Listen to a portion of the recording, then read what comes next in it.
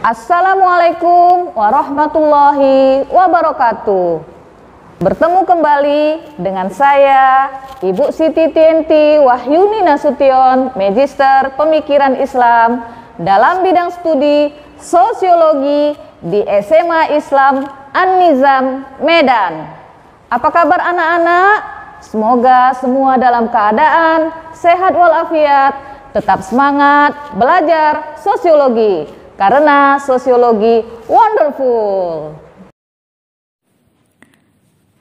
Ilmu sosiologi sebagai ilmu yang menitik beratkan penelitian tentang tingkah laku manusia memiliki manfaat serta fungsi yang beragam. Nah, manfaat sosiologi telah kita pelajari dan fahami bersama pekan lalu ya. Nah, sekarang kita akan membahas tentang fungsi sosiologi agar kita lebih mengenal lebih jauh lagi tentang sosiologi. Apa-apa saja yang menjadi fungsi sosiologi? Ayo kita pelajari ya. Yang pertama, fungsi sosiologi dalam pembangunan. Anak-anak, pembangunan merupakan suatu proses perubahan di segala bidang kehidupan yang dilakukan secara sengaja berdasarkan suatu rencana tertentu.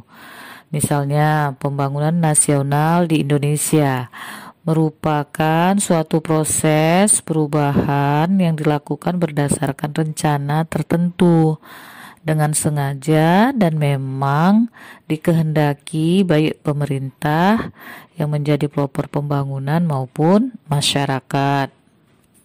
Dalam proses pembangunan, tujuannya adalah untuk meningkatkan taraf hidup masyarakat, baik secara spiritual maupun material. Peningkatan taraf hidup masyarakat merupakan suatu perangkat cita-cita yang mencakup hal-hal sebagai berikut ya. Yang pertama, pembangunan harus bersifat realistis sesuai dengan kenyataannya. Yang kedua, adanya rencana pembangunan dan rencana pembangunannya haruslah dibuat. Yang ketiga, peningkatan produktivitas hasilnya ya. Yang keempat, peningkatan standar kehidupan. Jadi standar kehidupannya harus mengalami peningkatan. Yang kelima, kedudukan, peranan, dan kesempatan yang sederajat dan sama di bidang politik, sosial, ekonomi, dan hukum. Yang berikut, pengembangan lembaga-lembaga sosial dan sikap-sikap dalam masyarakat. Yang berikut lagi, konsolidasi nasional. Dan yang terakhir, kemerdekaan nasional.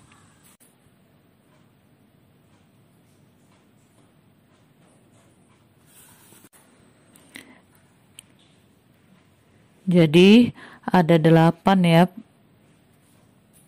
yang menjadi perangkat cita-cita dalam pembangunan. Nah, sekarang pembangunan untuk mencapai tujuan tertentu itu dilakukan melalui cara-cara yang pertama struktural, mencakup perencanaan, pembentukan, dan evaluasi terhadap lembaga sosial, prosedur, serta pembangunan fisik. Yang kedua, spiritual. Di sini pembentukan watak dan pendidikan dalam penggunaan cara-cara berpikir secara ilmiah, khususnya cara berpikir terhadap ilmu pengetahuan dan teknologi. Nah, yang ketiga, gabungan antara struktural dan spiritual. Syarat yang diperlukan dalam pembangunan adalah kemauan yang keras serta kemampuan untuk dapat memanfaatkan setiap kesempatan bagi keperluan pembangunan. Nah, anak-anak, di sini masyarakat kita harus aktif memecahkan masalah-masalah dan memiliki sikap terbuka bagi pikiran-pikiran dan usaha baru. Warga masyarakat tidak boleh pasrah pada keadaan yang dihadapi atas dasar pandangan hidup bahwa segala sesuatu merupakan nasib buruk bagi dirinya. Nah, jadi itu nggak boleh ya. Nah, di samping itu juga harus terbuka, jujur, dan berorientasi ke depan sehingga proses kehidupannya dapat direncanakan baik mengenai aspek spiritual maupun materialnya.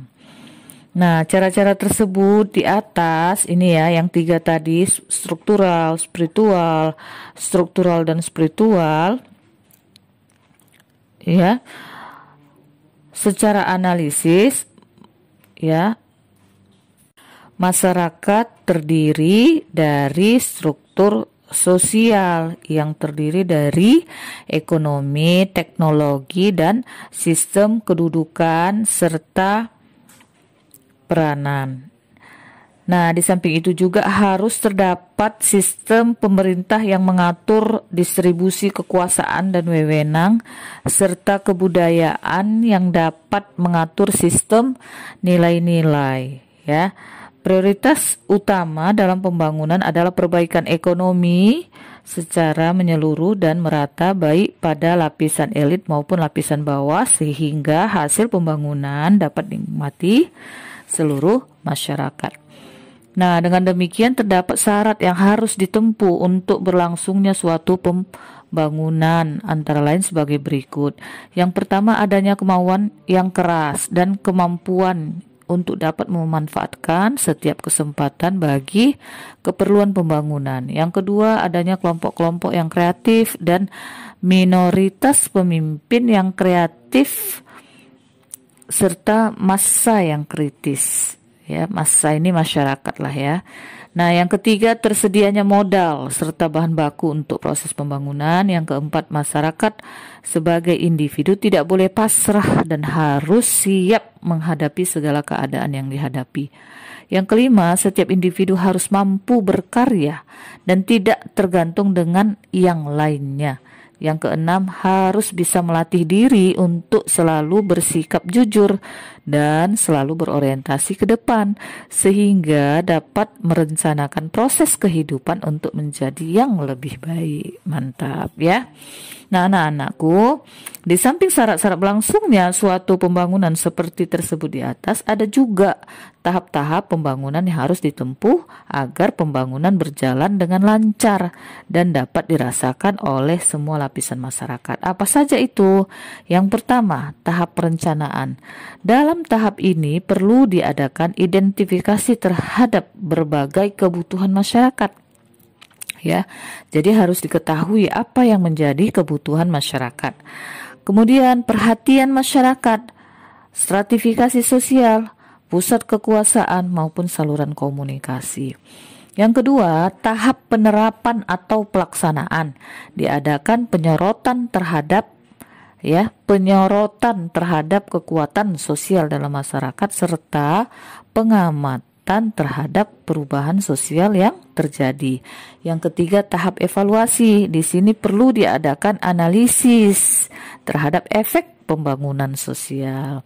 Nah, dari yang ketiga ini ya, dalam melaksanakan pembangunan tidak bisa dilupakan aspek pembentukan watak masyarakat untuk berlangsungnya sebuah pembangunan ya, yaitu terutama jalan melalui pendidikan ya.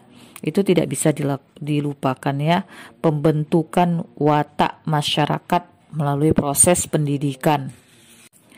Nah, yang kedua, fungsi sosiologi dalam pemecahan masalah sosial. Apa itu masalah sosial?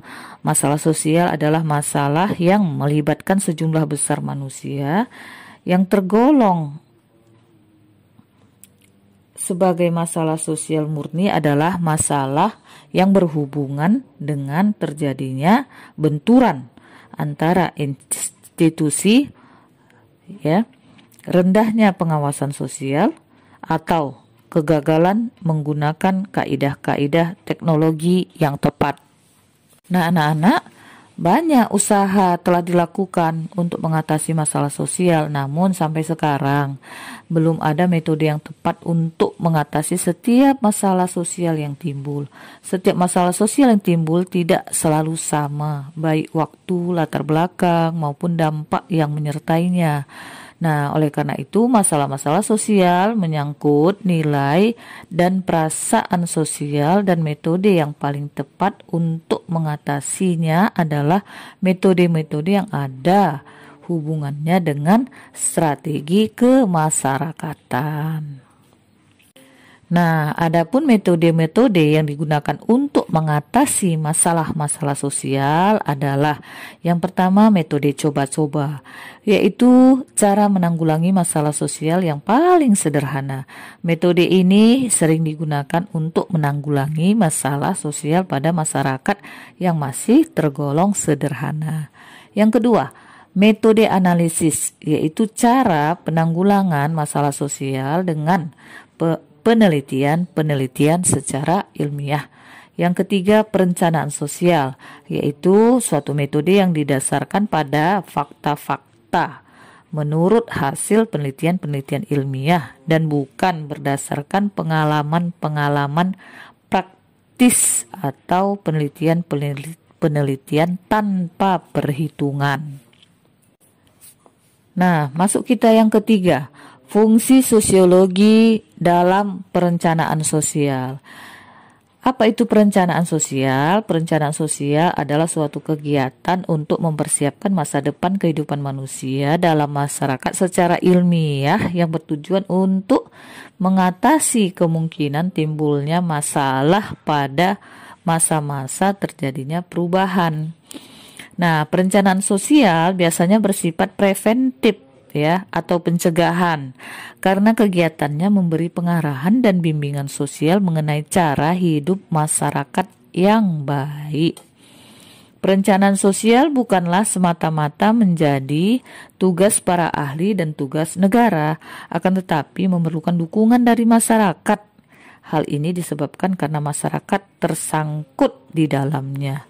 Suatu perencanaan sosial tidak akan berarti banyak apabila setiap individu tidak mau belajar untuk menelaah gejala-gejala sosial secara objektif sehingga dapat turut serta dalam perencanaan tersebut.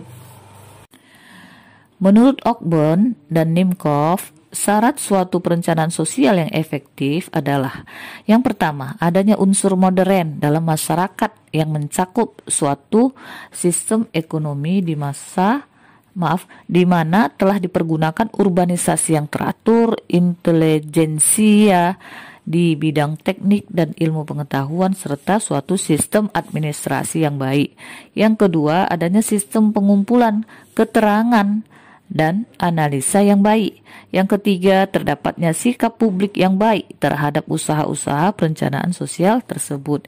Yang keempat, adanya pimpinan ekonomis dan politik yang progresif. Nah, masyarakat yang sedang berada dalam periode transisi, Indonesia memerlukan perencanaan-perencanaan sosial dengan syarat-syarat tersebut di atas. Yang pokok adalah bahwa perencanaan sosial tersebut mengalami proses institutionalization dan bahkan internalized dalam diri warga masyarakat Indonesia. Nah, masuk kita yang keempat, fungsi sosiologi dalam penelitian. Penelitian merupakan suatu kegiatan ilmiah yang dilandaskan pada analisis dan konstruksi yang dilaksanakan secara metodologis, sistematis, dan konsisten. Adapun tujuannya yaitu untuk mengungkapkan kebenaran yang dapat digunakan sebagai manifestasi hasrat manusia untuk mengetahui segala yang dihadapi dalam kehidupannya. Dengan adanya suatu penelitian, maka merupakan suatu sarana bagi ilmu pengetahuan tertentu untuk mengembangkan ilmu yang bersangkutan dengan ilmu pengetahuan yang lainnya. Di samping itu juga merupakan sarana bagi masyarakat untuk memecahkan suatu persoalan yang sedang dihadapi.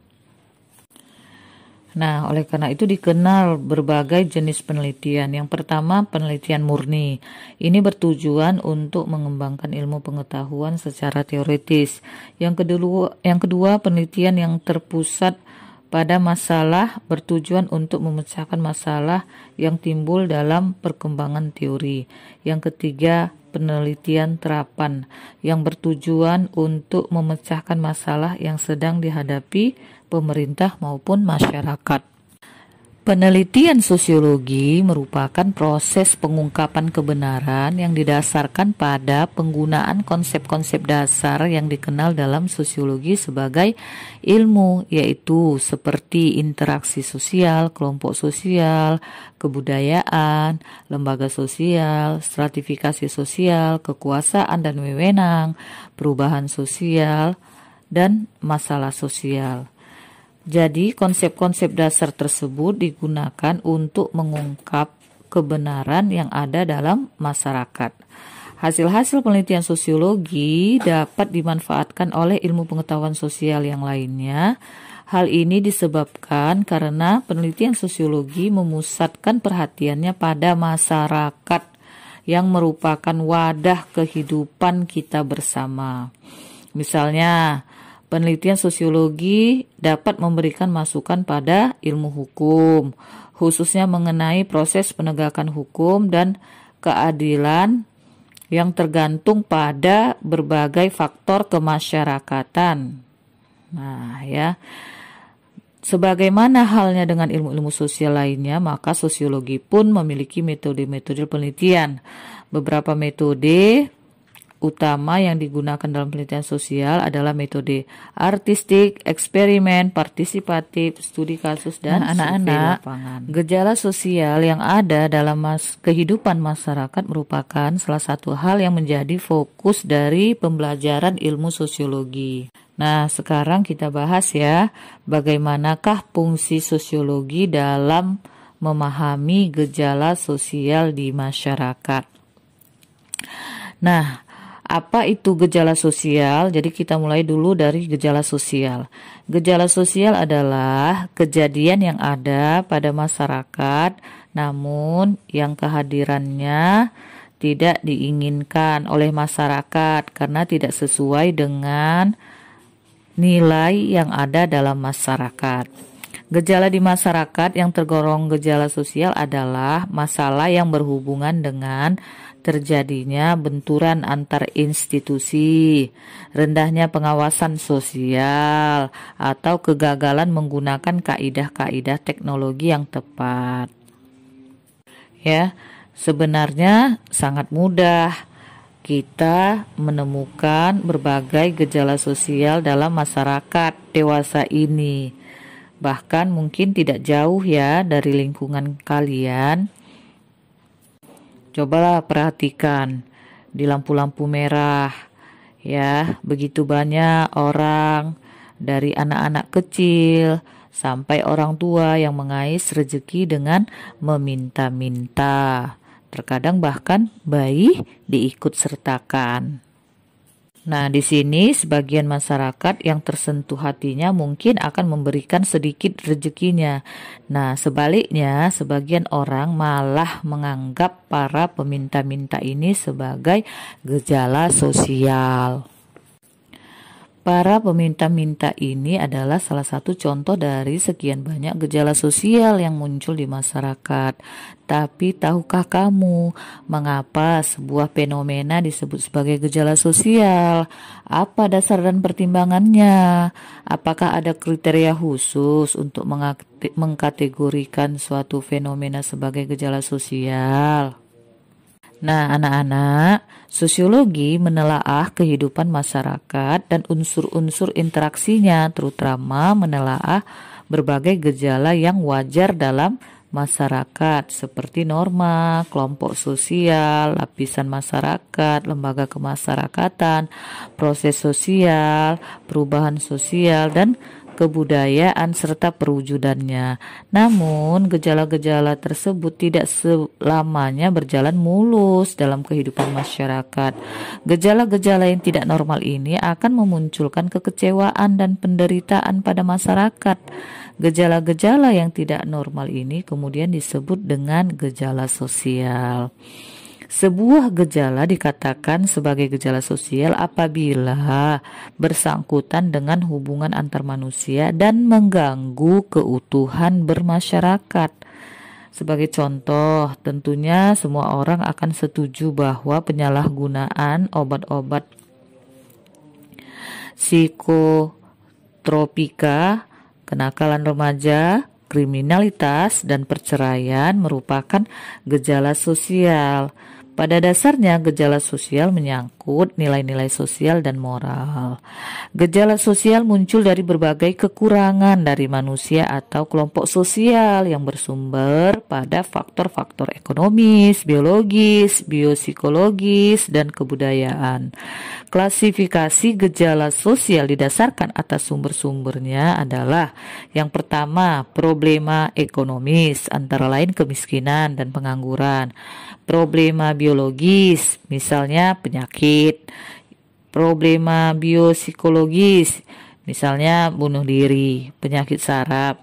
Problema kebudayaan, misalnya perceraian, kejahatan, kenakalan anak, konflik rasial, dan keagamaan.